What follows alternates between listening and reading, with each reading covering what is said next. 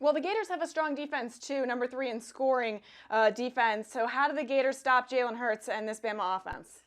You could sit here and say, once again, you talked about coach speak. You got to have your proper rush lanes and gap technique and so on and so forth. I mean, you got to try to cage him in. The problem is as soon as Alabama starts to catch a little bit of momentum offensively, especially in the passing game with two really good receivers, then you start getting on your heels a little bit as a pass defense.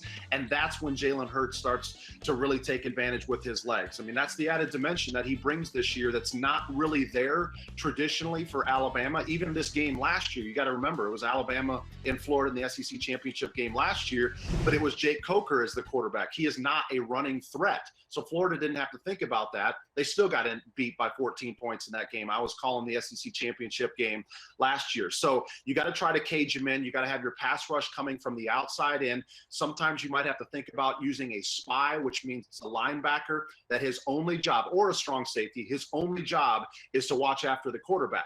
But what does that do? That takes one person away from your defense, away from defending the rest of the Crimson Tide offensive players. And we know that they've got some really talented skill position players. I talked about the receivers, tight end O.J. Howard as well.